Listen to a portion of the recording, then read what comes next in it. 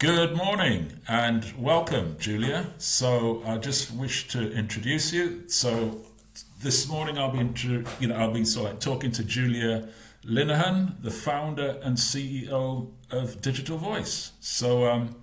We'll just sort of like jump right into it. To start with, could you tell us a little bit about Digital Voice, your role in shaping its approach to PR and communications? Of course, so it's the Yeah, digital voice, and because there is other companies, there's digital voices, and there's digital voice from BT. So we're the right. digital voice, and The Digital the Voice. digital voice, and it's the Excellent. one and only. And Of it came course. about. I mean, I've been in this industry for 30 years in digital advertising, and about 13 years ago, about 14 years ago, I had the job title of the voice for a company, and it was there to be their voice, to amplify them on stage, in the press, and their communications expert.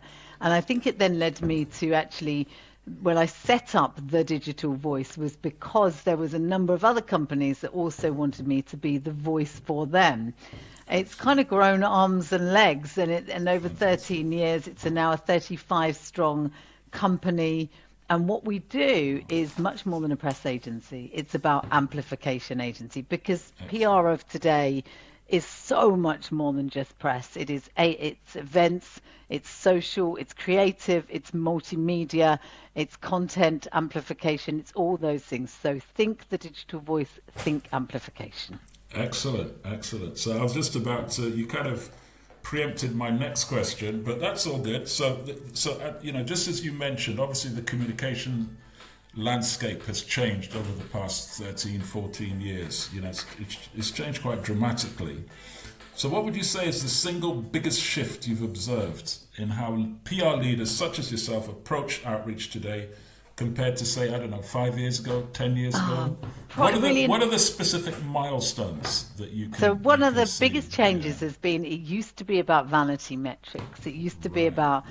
I suppose, getting your name in that big hit of trying to secure one piece in, say, a national press, and oh my God. And now it's not because actually that one hit is as we say, today's newspaper is tomorrow's chip paper or whatever that. I used Right. to Yeah. work in newspapers for a long time. Right. So you have to be aware that it has changed so much and it isn't just about that vanity metrics. It has to be about engagement. How much engagement is each activation, each bit of amplification securing for you? We are very much aware that any client partner we work with, it has to be about does it perform? Does it deliver? Does it bring them Excellent. leads? Does it Yeah. work hard? Yeah. And you have to use multi-channel to do that and achieve Of those touch course. points. So I think PR no longer, as I said, it cannot just be press. A PR agency can no longer be a press agency. And that's been the single biggest change, I think.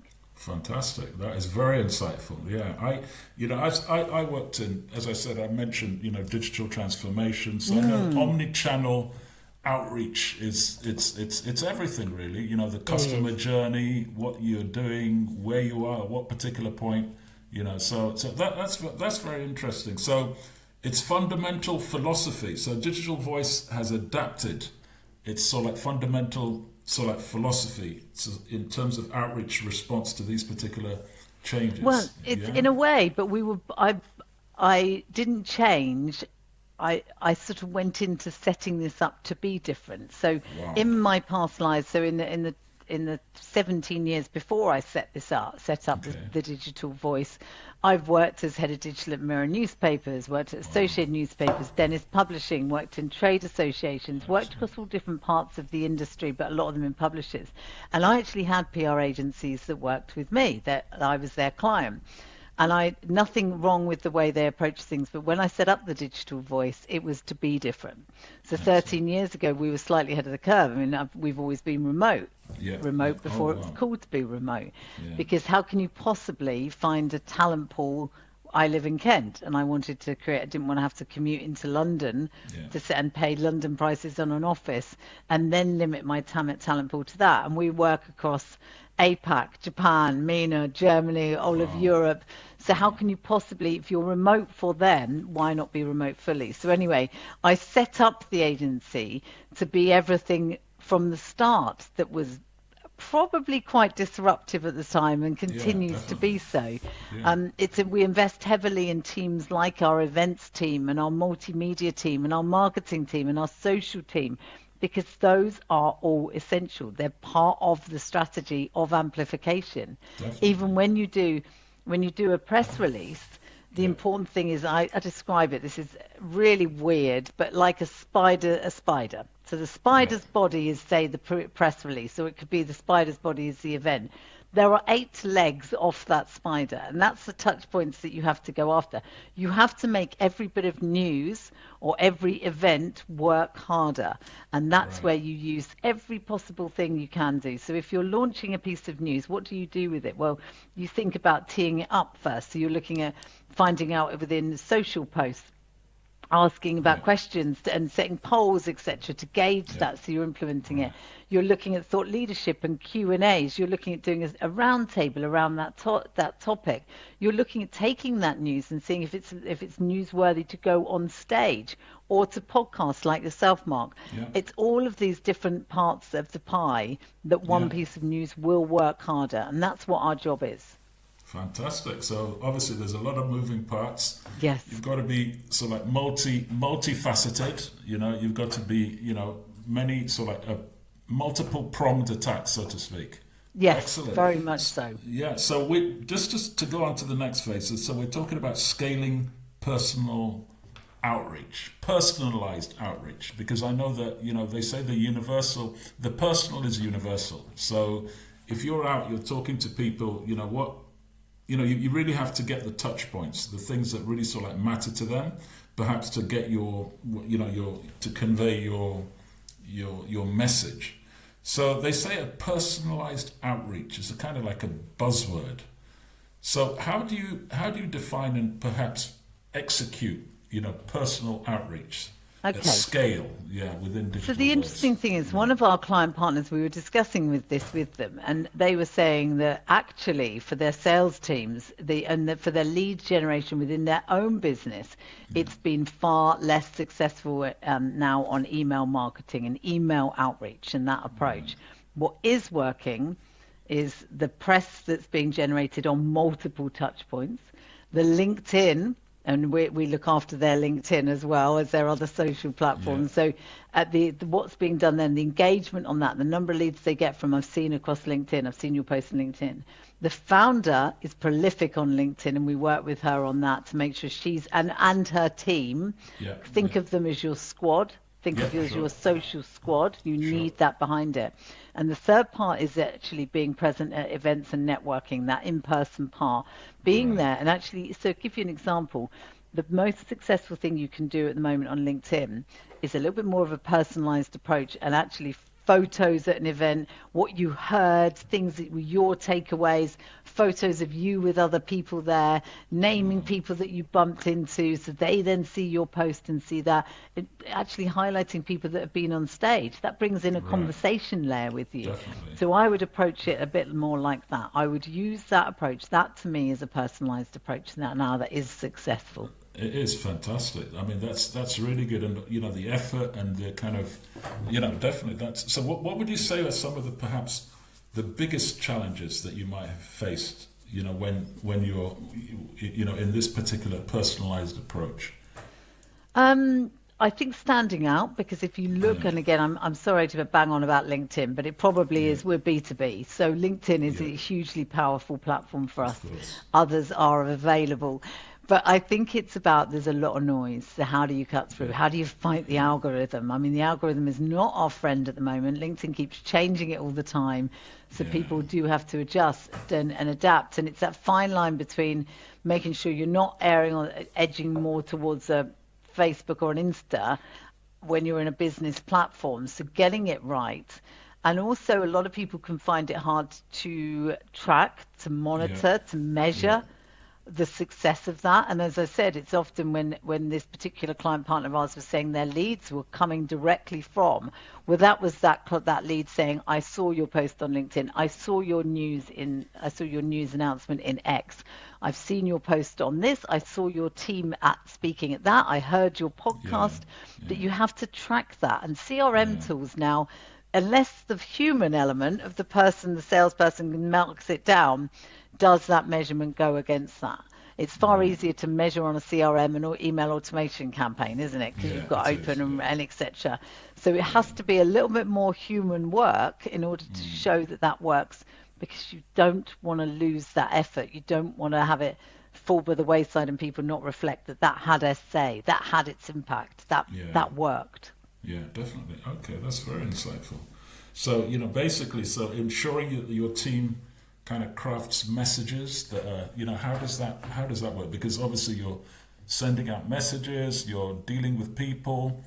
I mean, how do you sort of like monitor all of that? Is it, So well, we're obviously yeah, slightly different. That we're not saying. yeah, So when we think about content and yeah, messaging, we're yeah, seeing it from a different side because we work with our 15 client partners on their messaging, yeah, their content. The most important thing is to be very consistent. So I always advise companies to be very clear and consistent on their own messaging. And by that I mean, what are your strap lines? How do yeah, you say what you do in one line short, one line long? What's your elevator pitch? But what does it really mean? Don't go down the rabbit hole of trying to be clever about tech, for example. Say what it does in a way that's easy to understand, easy to digest, and actually makes sense, makes them think, I need this and I want that. And yeah, the clearer you can be in almost an exercise on writing down all that messaging, it's very easy to be consistent then and use that on your website, yeah. in your social Okay, posts, on your marketing, in your excellent. boilerplate, whatever it is. Yeah, I always say be human. That's the yeah, biggest bit sure. of It advice. I mean, is. we're very Yeah, blessed as well. We have a team of, I think, about 8 content writers that are some of the best journalists fantastic. and writers, because we are. That's what our bread In and the butter business. Yeah, is what we do. But I would yeah, say that is even companies that don't have that luxury, don't go down the route of relying on AI.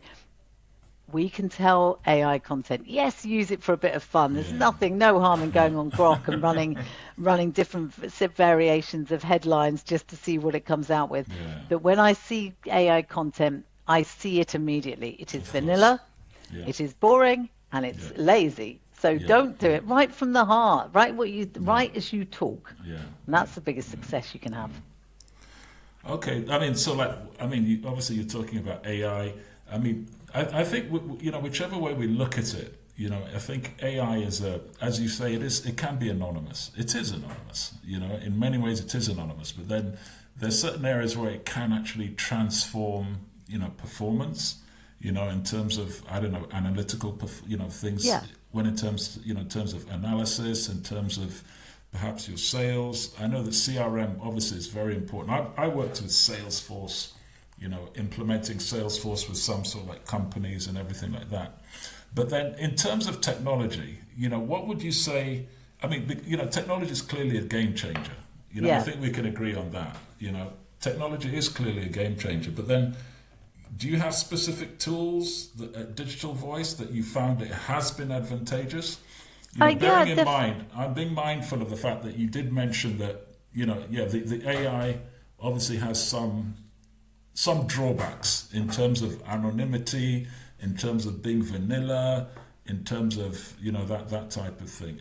I think Okay. in terms of inauthenticity, I think that's the Definitely. word. So Yeah, that's the word let's I'm break looking it for. down a little Yeah. bit here, because I think Okay. 100%. I stand by the fact that there are things that AI shouldn't do that humans can still do better. Exactly. Let's be Exactly. under no illusions that AI is the vehicle, but we're the driver. Now, Definitely. think of it in those I like terms. that. Now, Yeah. so AI is incredibly powerful when used to improve efficiencies in technology. Yeah. Now we use it, as I mentioned. I think there's tools that we use, and we love seeing. So we use platforms like Trello Yeah. and I know Slack Trevor. and Yeah. Heyorka and other different platforms that we use. And AI is clever for what it does, and I would celebrate AI for that.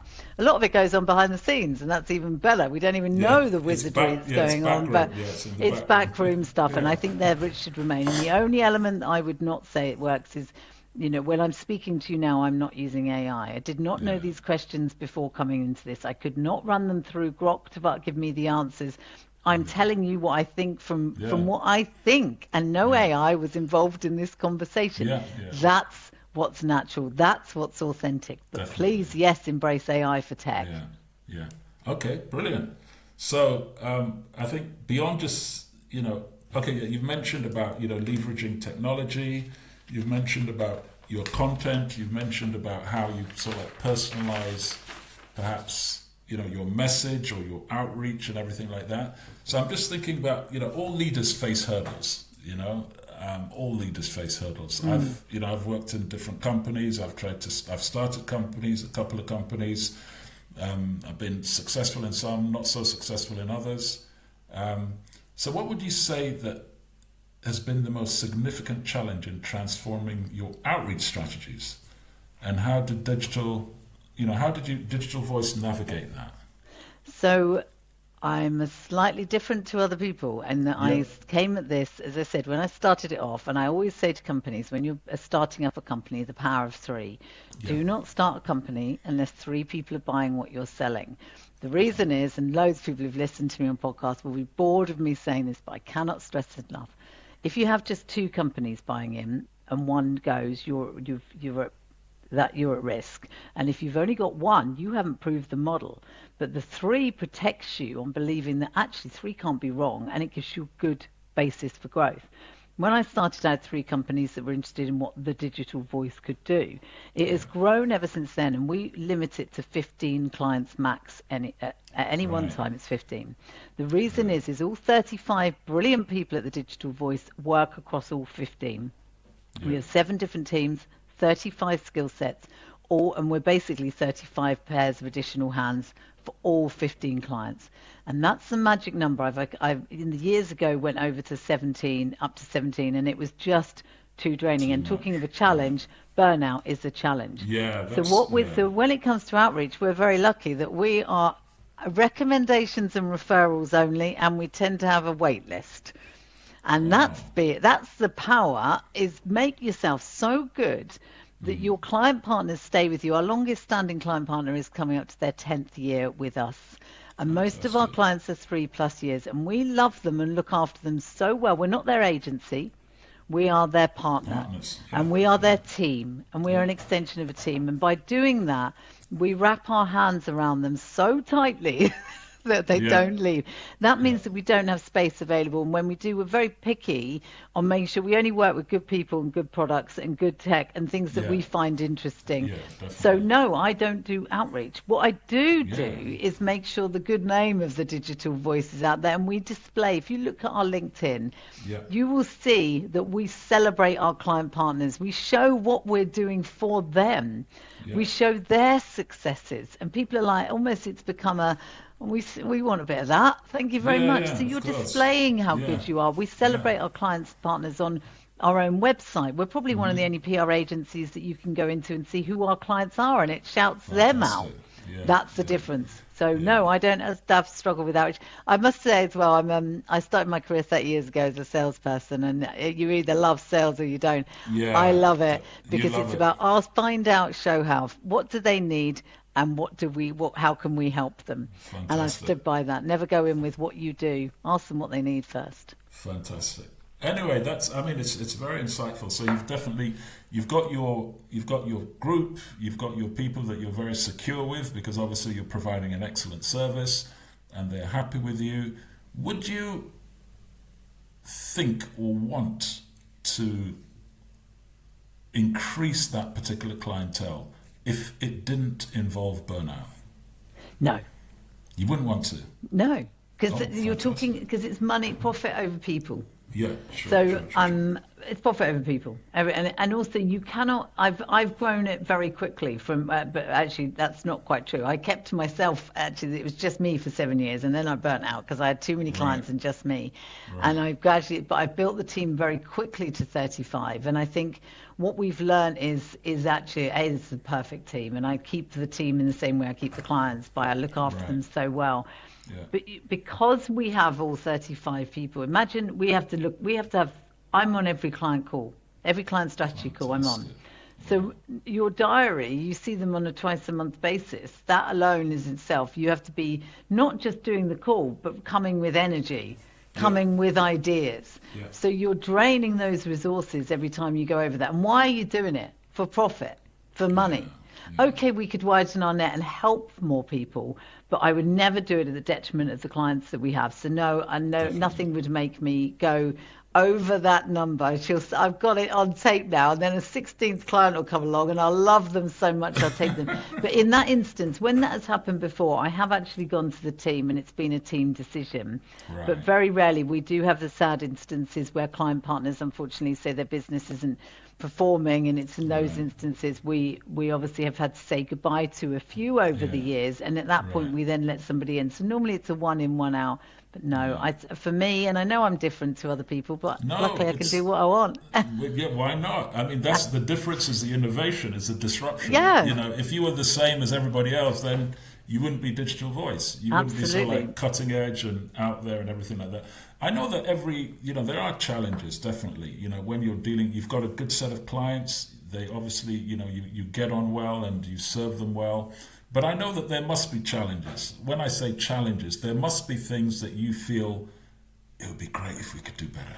It would be great if this would be less, less this or less that, or that would be better. Not necessarily the bottom line. I'm just talking about efficacy of purpose. Okay, the one thing I would say is often the companies where the founder is so involved, it's their baby. I'm as bad. It's my company, my baby. I'm such a control freak. Yeah. But that tends to be when the founder has to sign off on every decision. Right. That becomes a challenge because we can't, the speed at which we want to work and we want to get stuff out the door, and allowing them to empower their team to make decisions. And my advice would definitely be all the way on founders releasing and relinquishing that control to people they trust and let them run with it.